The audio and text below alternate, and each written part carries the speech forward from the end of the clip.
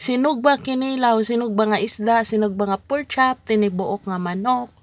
Unya naapa jud rambutan, pagkalami naman lang jud kaayo. Plus presko pa jud kay nga hangin. Unya presko nga simoy sa dagat. Hi mga langga, good morning! For today's video kay busy kayong mga person. So sayo mi ng mata kay managkot mi sa Santo Niño sa Balugo. Yes mga langga, sa Alvera. So ang mga taga Ormoc or mga duol-duol sa Ormoc, familiar kayo ning lugara ang Santo Niño sa Balugo kay usa ni Camila Grosso nga chapel sa Santo Niño. So for today's video kauban nato ang ato pamilya pero dili mi kompleto kaya ang ato pamilya perting dako so daghan kay kuwang ani kani manggod nga pagpanagot wala jud ni sa ingon nga giplano jud ni siya kalit-kalit lang ni siya kay last week nahilanta ng amo anak si Raiza.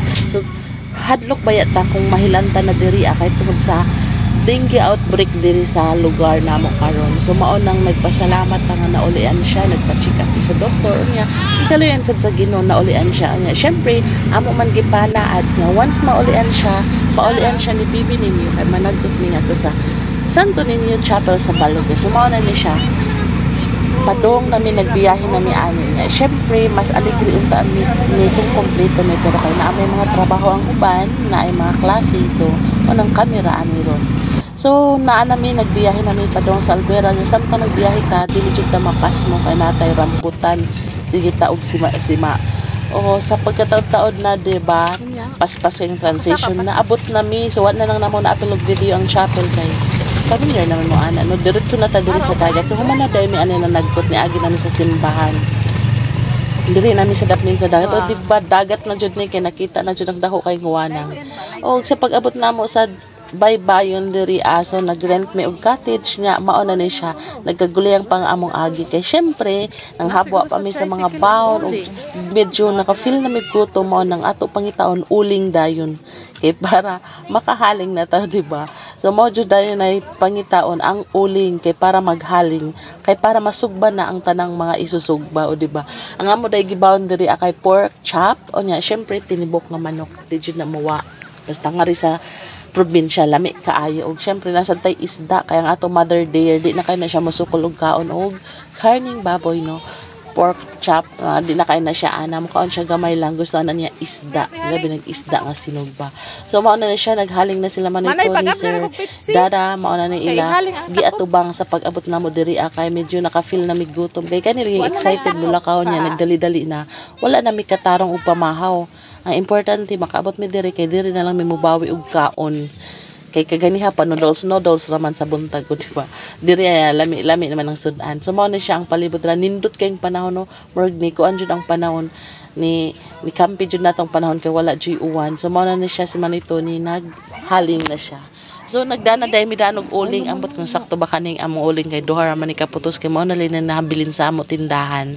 So kani dayong Boy Scouts man tanaw niya dili ta maglisod haling kay daghan kay tawag pamaagi sa paghaling. So nangita sila takop sa Pepsi, ngita sila glayong unsa pa din nga makahaling na kay nagkutoy na kuno ang tiyan o diha dapita nagsiga-siga na ang ato hinaling diyot ra jud kaayo. So mao day nina day mi bawong rambutan usa ka sako pero dili daw nga sako hagamay ra. So takas ta karon ni kaon sa rambutan. So ilan ni ka man ito ni dala kay namo nga na ila rambutan yo medyo overripe na baya kuno ni kay kanilang yung rambutan niya na sobraan kataas mo na sa langit to diba. So mao na siya nakapwesto na ang uban og diri na ready na ang ato isusugba nga isda. So ang atong pork chop na sugba na so isda na lang. So naami nga ri isda nga bulis ang tawag diri sa amon syempre para kananay tilugon na asad siya isda nga budlatan ang tawag diri sa amo ambot sa inyo lugar unsay tawag ani nga isda kadimpuwa mao na siya budlatan. So tilugon na siya pwede na siya kananay. So nindot kayong hangin diri ang mga langga as in presko kaayo nya dili sad guys siya crowded kay kana siyang dili man jud siya first Friday kay mostly diri sa Balugo crowded kay na siya kung first Friday jud pero karon kay dili man first Friday mao nang dili kay daghan og tawo pero at least nag-improve nang ilabaybayon diri kana siyang limpyo na nya limpyo kay karon ang dagat lami kay unta saom-saom sa dagat pero murag samot man ta ani kalagomoy kay murag init man kaayo. So murag dili na to makaya ang pagsam-sam sa dagat so diri na lang tabawi na lang ta diri sa kaon. So mao ni siya mga langga lami na kay hapit na maluto ang among pork chop. Siyempre isunod taning isda. Pagkatimaan ni mga na tamo na siya pinaka-nindot, pinaka-paborito nga part ang karang pagpangaon. Di ba? Dami kayo diri kay mingaw. So kamera, mas aligri jud unta mi kung kompleto misus grabe. Kada ko sa among pamilya. Sawa kaayo mi sa tanan kung makumpleto na labi na ako mga umangkon, mga babae, grabe aligri kayo magsigilan ni kawang si ang among pag ginataway. So mao na siya luto na ang among pork chop. And then ang isda na pod mga langga. So kani nga time nakaluto na jud no, murag hapit na jud ni. Hapit na jud ni kay naka-plaster naman sa lamisa no, mga on na mi ani karon taod-taod. So mao na ni siya nga part nagkaguling na kay tingkaon na. Ikaw lang, tubig lang. What ang panibog lingkod ano na maninako tanan. Dagay ko sa lang. Uy, sako! Pork chop ako! Pork chop! Ha? Asa imo? Pork chop imo. O sige, karon wait lang. Sige, go. Ate.